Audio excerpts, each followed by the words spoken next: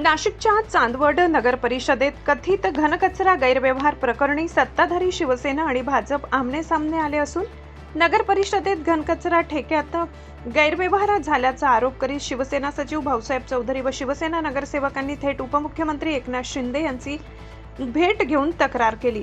तर उपमुख्यमंत्री शिंदे यांनीही संबंधित विभागाला चौकशी करण्याचे निर्देश दिल्याचा दावा केला आहे। घनकचरा ठेकेदाराला बेकायदा मुदतवाढ देण्यात आली। ठेकेदाराने बनावट कामगार दाखवून व खोटे बिले नोंदी सादर करत करोडो रुपयांचा गैरव्यवहार केल्याचा आरोप भाऊसाहेब चौधरी व शिवसेना नगरसेवकांनी पत्रकार परिषदेत केलाय।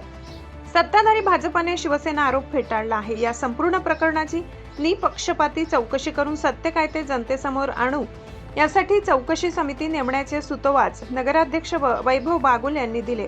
असे असले तरी घनकचऱ्यावरून चांदवडमध्ये महायुतीच्या भाजप व शिवसेना यांच्यात शीतयुद्ध सुरू झाल्याचे पाहायला मिळत आहे। चांदवड नगर परिषदेमध्ये 2019 पासून घनकचरा व्यवस्थापनाचं कॉन्ट्रॅक्ट संबंधित कॉन्ट्रॅक्टला दिलं होतं।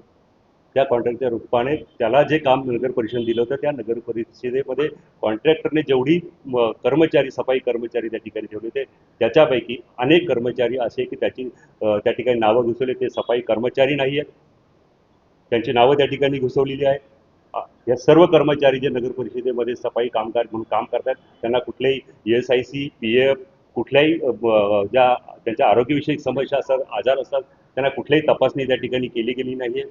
वर्षाला जवळजवळ दर महिना 16 ते 17 लाख वर्षाला 1.5 ते 2 कोटी रुपयांचं त्या ठिकाणी त्या कॉन्ट्रॅक्टला दिलं जात होते।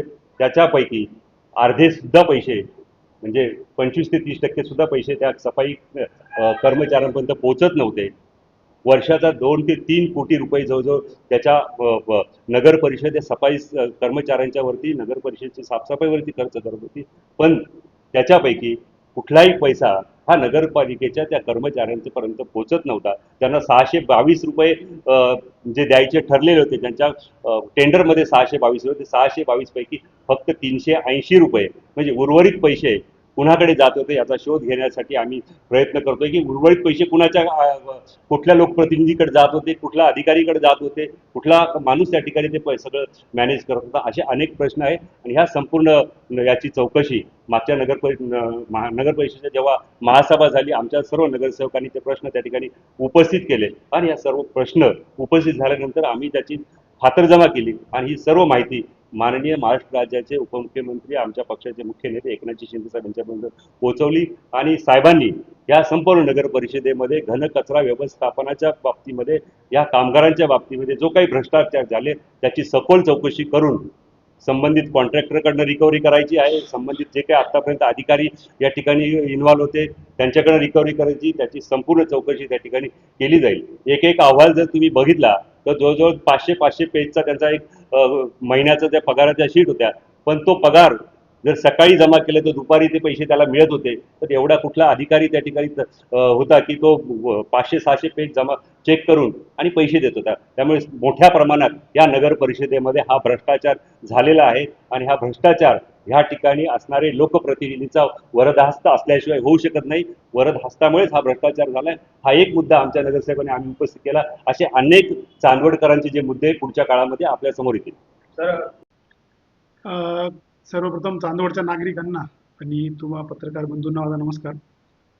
घनकचऱ्याचा आरोप हा जो काल भाऊसाहेब चौधरी साहेबांनी केला आहे तर त्यासाठी आम्ही सुद्धा कासवाप्रमाणे मान आत घेऊन जे काही होतंय ते होऊन जाऊ द्या ह्या पद्धतीने चाललो नाही आहे।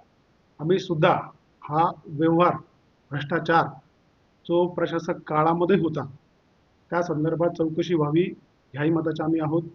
त्या अनुषंगाने 8 जुलै 2026ला जी सर्वसाधारण सभा झाली त्यातही सर्व पत्रकार होते, काही नागरिकही होते। त्यांच्या समकक्ष हा सगळा विषय चर्चेला गेला। घनकचऱ्याचा भ्रष्टाचार जो आहे किंवा त्यांचे जेही आरोप होते त्या सर्व आरोपांना एक व्यासपीठ आम्ही स्वतःच उपलब्ध करून दिला आहे।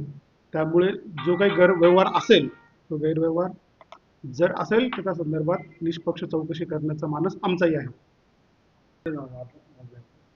महायुतीच्या घटक पक्षांमध्ये हां सर, काय कसं म्हणाले? महायुतीच्या घटक पक्षामध्ये कुठेतरी याच्यावर वाद झाला असेल नाही चित्र आहे. नाही नाही जर मुद्दा भ्रष्टाचाराचा असेल, जर मुद्दा गैरव्यवहाराचा असेल, तर 100% ह्या बाजूने सर्वच नगरसेवक राहतील आणि असलेच पाहिजे. चौकशी निष्पक्षच झाली पाहिजे आणि जनतेसमोर सत्य आलंच पाहिजे ह्या मताचे आम्ही आहोत.